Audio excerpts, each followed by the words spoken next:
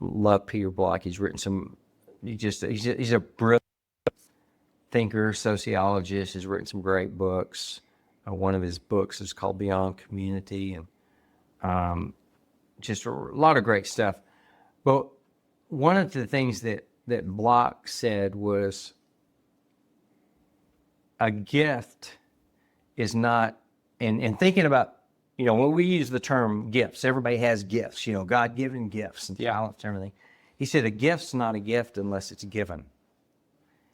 And a gift is not a gift unless it's opened. Right. And so many people have gifts that are never given and never opened. What do you mean never given? You mean they never give them away? They never give them away. They never get to open them. They stash them away. Right. Yeah. And Tragedy. It's a tragedy, and it's suppressed. Now, in certain cultures, in fact, our son was in South Korea for over a year, and part of that culture there was you did what your parents wanted you to do. And a lot of the parents wanted their kids to become doctors or lawyers or whatever, and our son actually had started this incredible ministry on this bridge that was known as the Suicide Bridge there in Seoul. And hundreds of people every year jumping off, and wow. And literally one night he and his buddy, they saved the life of this young man. This young man was going to had traveled like 3 hours by train to get there like at 2:00 in the morning. Wow. Oh my To goodness. jump. And the reason he was jumping is because his parents wanted him to be a doctor, and he wanted to be an actor. And so they got to him and talked him down. Jordan really poured into him, and then ended up befriending him, and ended up actually going and spending time with his parents, and his parents just with tears,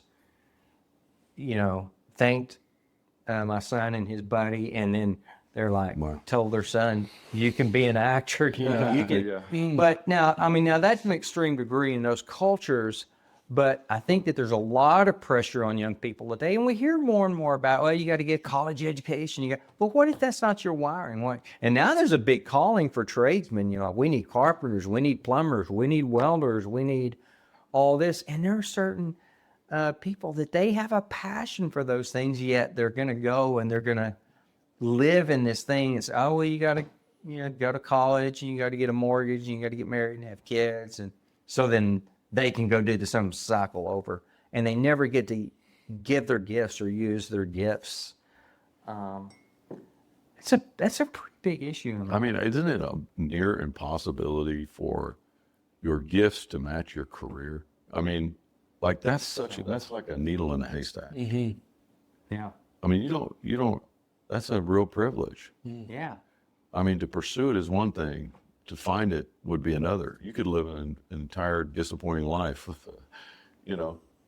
I used to tell my kids, just on small tasks, they would say, well, I'm going to do that. I'm going to get to it, procrastinate what I ask them to do. I was like, hey, do what you must do, then do what you want to do. That's good. Well, I mean, if you can't just sit at the house and twiddle your thumbs because you can't find a job doing what you're gifted at. Yeah. I'm just being real here, right? You got to go out. I mean, in college, I delivered papers 7 days a week. Hello. Yeah. You were up in the morning going, I can't wait. This is when I to go out and live. freeze my hind end off in Minnesota delivering papers.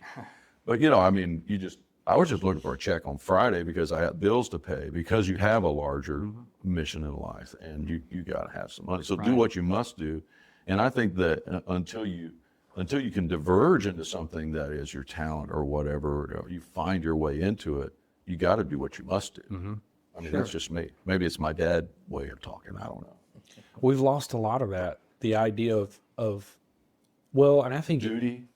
Yes, that is the word, right on the money. And where I was going to build to that is, I love what Jordan B. Peterson says about this, the the truth of delayed gratification could be one of the most important pieces of wisdom that's been handed down throughout all of human history. Think of how important that understanding is that if we'll just wait a little bit, do the things we don't want to do now to put ourselves in position to win later. Yeah, and isn't it like a little bit like, I guess the piece that we would like to fight against is somebody who's just afraid. Yeah. Yeah. Right. Not the person who's searching for it and can't find it, but the Right. person who's afraid to unwrap their gift. Right. That's a different thing. Right. Right. When I've had this conversation with my kids, there is a massive fear right now on Gen Z of just, if they don't get it right to start, they don't want to get started, because that pressure to succeed or get it right the first time is keeping them from doing the menial things that would lead potentially to that success. Yeah. Yeah. And the other part of it is, even within cultures or situations or opportunities where you do get to use your gift, but the institutionalization or the way that the rules of that particular institution is going to demand you use your gifts can rob the joy of it. Absolutely. You know, and it's like, we've got a mutual buddy that, in fact, you guys do some stuff with, that talks about misfits. And so I was with you guys on a filming here a while back, and so I knew that this common question he would ask was, who's your favorite misfit? And if y'all remember that day I was with you guys, in fact, it was crazy because when I walked up into his studio, I'd already chosen my misfit, and then I see this huge, like 6x5 painting of Willie Nelson. I love Willie Nelson as a misfit because people that know his story is he had this unique, great voice. He was a great writer, but he did not fit the Nashville way of the 60s, well, of any era. Yeah. Right? But he had a great gift, but they were killing him by trying to force him into this box to be a certain way. And it was only through a little semi-taste of success. You know, he had a couple of hit songs that he wrote, but still wasn't breaking out. And then finally, when his frustration, just like, the heck with it, I'm going back home to Texas. I'm going to go down to South Texas, and I'm just going to throw a stage up and do my music with my people. That's what made Willie Nelson. And when he finally became himself without. So there's even times that you can do your gift, but you get squeezed into a situation. I think you do have to grind it before you find it. And he had to grind it, yeah. I mean, I like your dad. He didn't just like give you a silver spoon. You know, he's like, okay, go learn how to make a sign. Yeah. My dad, this part's kind of sad, but a few years ago, my dad's brother passed away. And so my uncle. And when my uncle passed away, he was in his mid-50s. And my dad came up to me and said, my brother never opened his gift. And, that's a pretty tough thing when you love somebody and you get to the end of, this opportunity we have right now, and you never opened your gift. Yeah.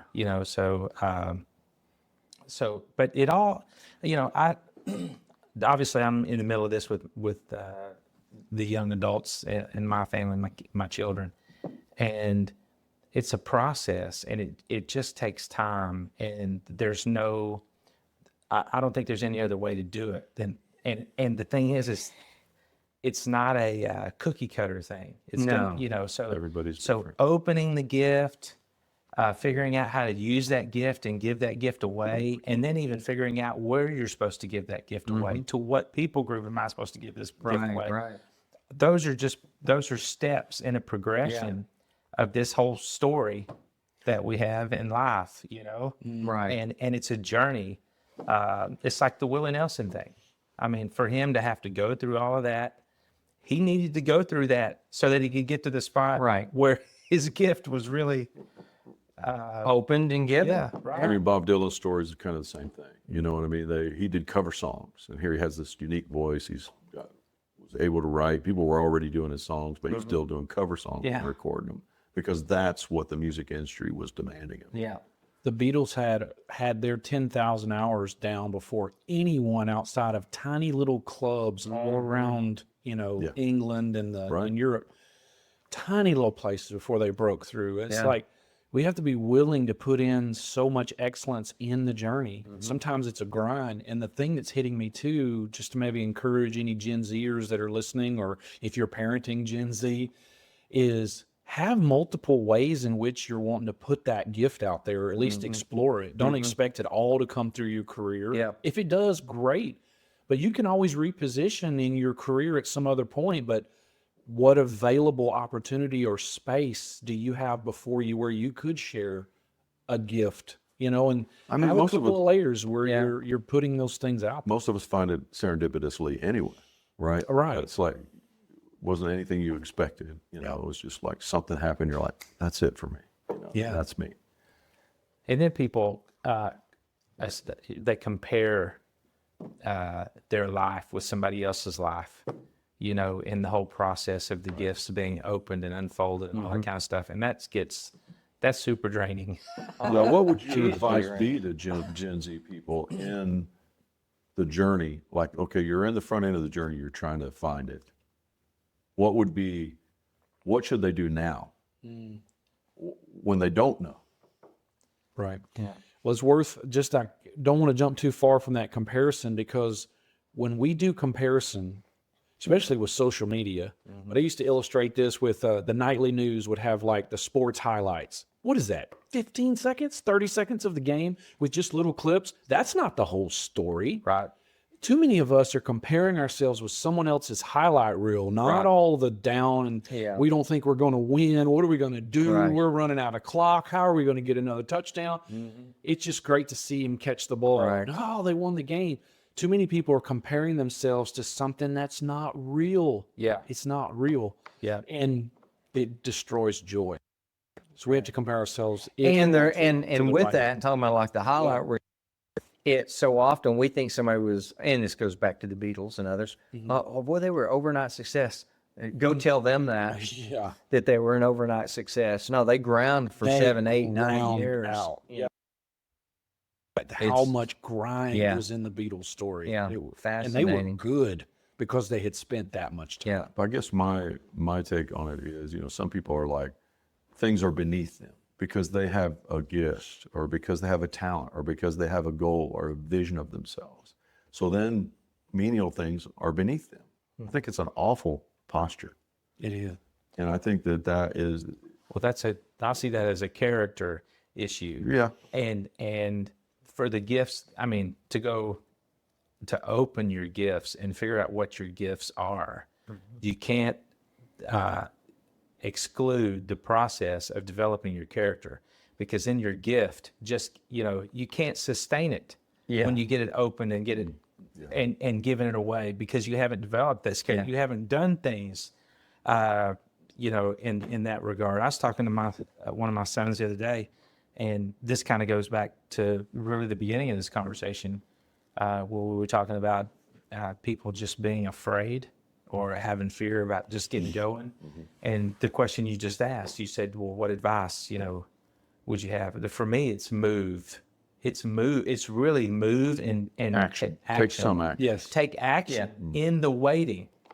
Yes. You know what I'm saying? It's like my dad would always say, doesn't matter how much you make, just make it every Friday. Because you can figure out life if you just make it every Friday. What his point was get out there and grind. Yeah. You'll figure it all out, you know what I mean? But Right. don't be like waiting on some, the lottery. Like you gotta just go out and make it. No action's wasted. It's really not. You can find, okay, delivering pizza is not what I want to do it the rest of my life. But if I hadn't delivered pizza to this guy here, I would have never known that he was doing a garage band and needed someone to help them mix. And then I started mixing, and next thing I know, that led to this. How many of those stories? They're almost innumerable. Oh, Right. But it was 100%. delivering pizza. You never found the path to the thing you love if you didn't do something. Yeah, I have a niece that's just that. She was working at a coffee shop and became the favorite barista of some old guy that felt philanthropic. and he made a way for her.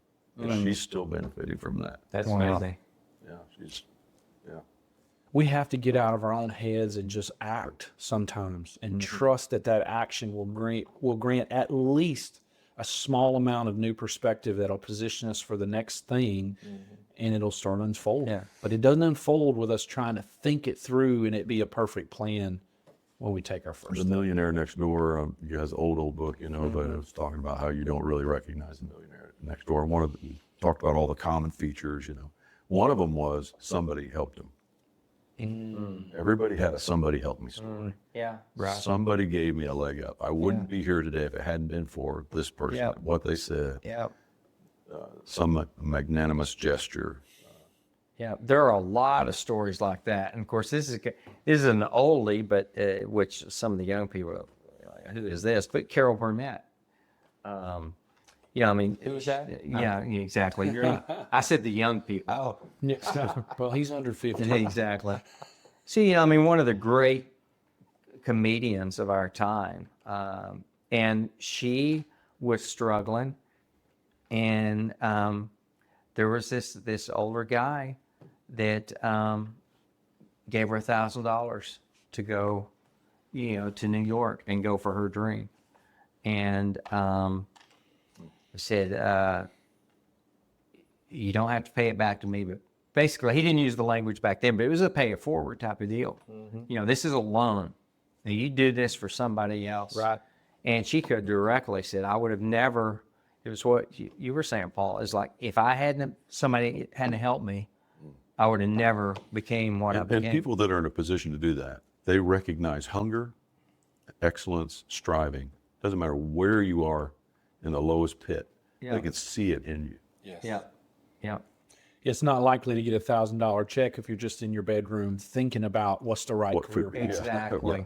You gotta just take a step, and even if it's delivering pizza, just to use some analogy, Right. you put your heart out there and soul out there, people respond to that. The helpers of the world. Right. I've left some $100 tips with people that I'll never see again, and I couldn't do anything else but to see their story, and and they're just waiting tables right now, but they got a dream. Yeah, It absolutely. makes you want to help. Absolutely. Well, it's really preparation for the opportunity, because when opportunities come by, if you're not prepared before that opportunity comes by, strike. you can't seize it. Right. So that's what I hear you saying.